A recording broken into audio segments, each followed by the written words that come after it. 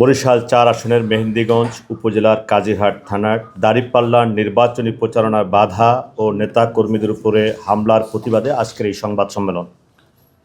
সম্মানিত সাংবাদিক বন্ধুগণ, আসসালামু আলাইকুম রহমতুল্লাহ।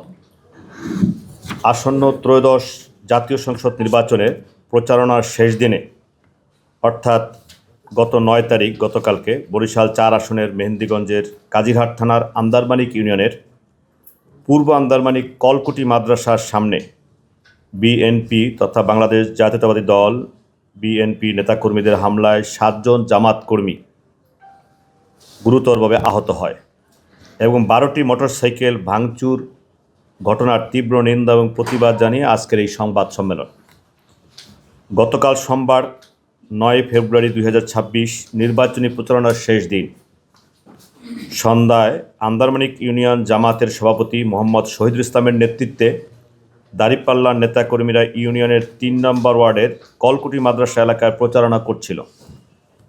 তখন স্থানীয় বিএনপি নেতাকর্মীরা তাদেরকে প্রচারণায় বাধা দেয়। এ নিয়ে জামাত কর্মীরা প্রতিবাদ করলে ঘটনাস্থলে পাশে বিএনপির অফিসের মধ্যে থেকে লাঠিসোঁটা এনে তাদের উপরে বেধড়ক হামলা চালায় বিএনপি কর্মীরা। হামলায় নেতৃত্ব দেয় স্থানীয় বিএনপি কর্মী তোফাজ্জল দেওয়ান, মোহাম্মদ আলী, আয়নাল মাঝি, আনোয়ার হাওলাদার সহ আরও ২৫-৩০ জন। বিএনপির নেতাকর্মীরা জামাতের নেতাকর্মীদের সাথে থাকা ১২টি মোটরসাইকেল ভাঙচুর করে খালে ফেলে দেয় এবং একটি মোটরসাইকেল হামলাকারীরা নিয়ে যায়। এ সময় লাঠির আঘাতে একজনের পা ভেঙে যায়, বাকি কয়েকজন মাথায় গুরুতর আঘাতপ্রাপ্ত হন।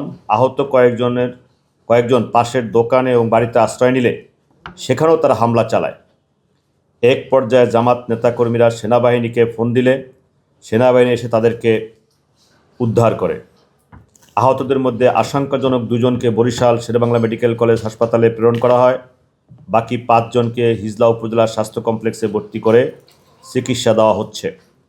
এর আগেও গত ২রা ফেব্রুয়ারি এই ঘটনায় হামলাকারী মোহাম্মদ আলী সহ ধানের শীষের কর্মী বেলাল দাই, নাসির মির্জা, দুলাল খান, জুলহাস শিকদার, মফিজ হাওলাদার, শহীদ বিশ্বাস, মনসুর মিয়া, মনির দেওয়ান, আলামিন খান, নুরুল ইসলাম, মোজাম হাওলাদার, আলাউদ্দিন আলী রানা, নাসির উজ্জ্বল সহ তাদের ১৫ থেকে ২০ জন সন্ত্রাসীরা আমাদের মহিলা কর্মীদের উপর হামলা চালিয়েছিল। সে ঘটনায় তখন কাজিরহাট থানায় অভিযোগ দায়ের করা হয়েছিল, কিন্তু দুর্ভাগ্যজনক হলো এই যে পুলিশ কোনো ব্যবস্থা না নেওয়ায় পুনরায় হামলার ঘটনাটি ঘটল।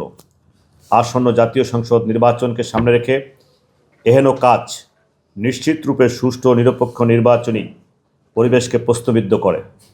আমরা এই ঘটনার তীব্র নিন্দা এবং প্রতিবাদ জানাচ্ছি এবং একই সাথে সংশ্লিষ্ট প্রশাসনকে এ ব্যাপারে দ্রুত ব্যবস্থা গ্রহণ করে দোষীদের আইনের আওতায় আনার দাবি জানাচ্ছি। আমি সৈয়দ গুলজার আলম, বাংলাদেশ জামাত ইসলামীর মনোনীত প্রার্থী জনাব আব্দুল জব্বার সাহেবের দাঁড়িপাল্লা মার্কার প্রধান নির্বাচনী এজেন্ট, বরিশাল-৪ মেহেন্দিগঞ্জ হিজলা কাজিরহাট আসন।